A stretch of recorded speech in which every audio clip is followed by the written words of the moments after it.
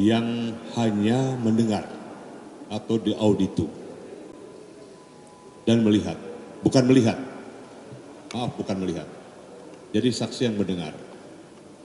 Dan kemudian hanya 1-2 saksi yang menyatakan melihat secara langsung.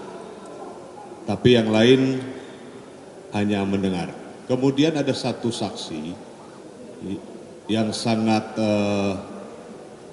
viral selama ini, seorang ibu Indah namanya, saksi itu, yang menyatakan bahwa ada aparat yang mengintimidasi kader dari saksi tersebut.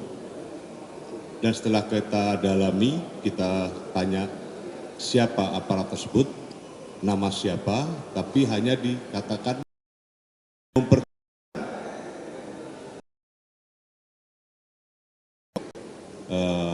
pasukan pengamanan presiden. Namun tidak tahu siapa dan itu sebagai pasukan pengamanan presiden. Jadi beberapa keterangan-keterangan saksi di sini tidak mempunyai korelasi langsung dengan pokok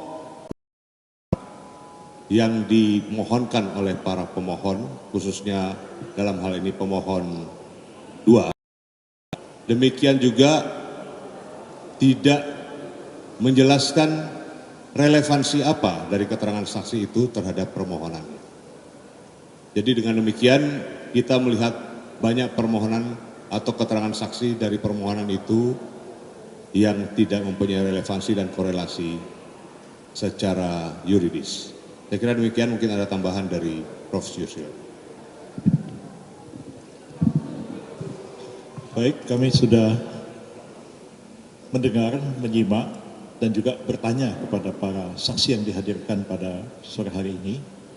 Dan kami merasa sangat bersyukur karena saksi-saksi ini menerangkan bahwa terjadi pelanggaran tertentu di tempat-tempat tertentu, seperti di Pandeglang, di Banten, di Gunung Kidul, di Jogja, di Medan, dan lain-lain.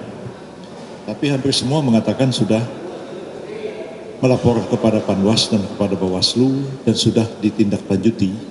Artinya persoalan itu memang sudah selesai.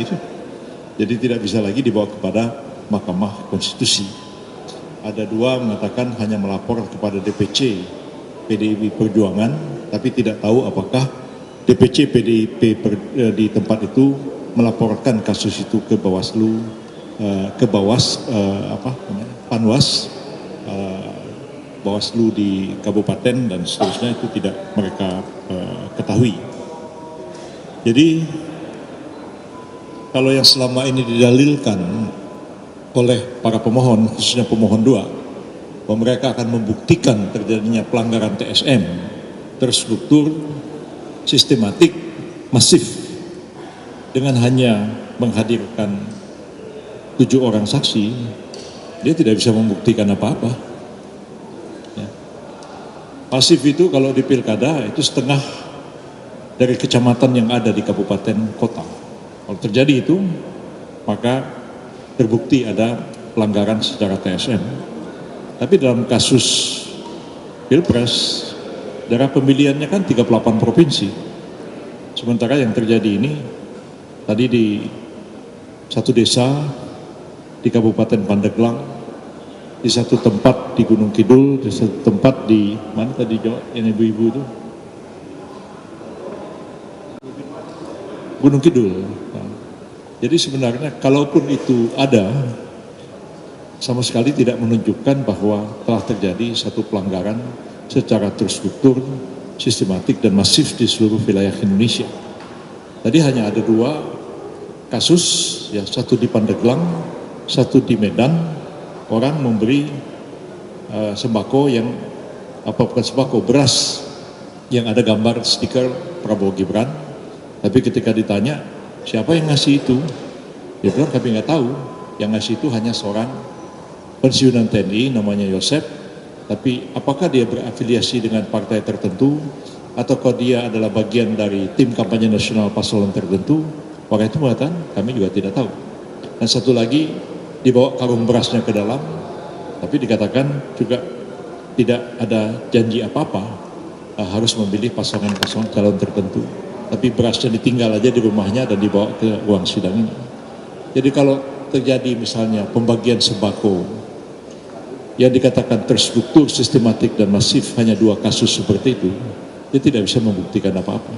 Karena bukti pelanggaran TSM itu adalah bukti kuantitatif, bukan bukti kualitatif. 2 karung beras dibawa ke sidang MK ini mau digeneralisasi terjadi pelanggaran masif di seluruh Indonesia, saya kira sangat jauh dari kenyataan. Jadi kami tidak khawatir dengan saksi-saksi dan ahli yang dihadirkan. Kami tetap berkeyakinan bahwa tidak cukup bukti untuk mengatakan adanya pelanggaran TSM dalam Pilpres yang lalu. Terima kasih, Mas.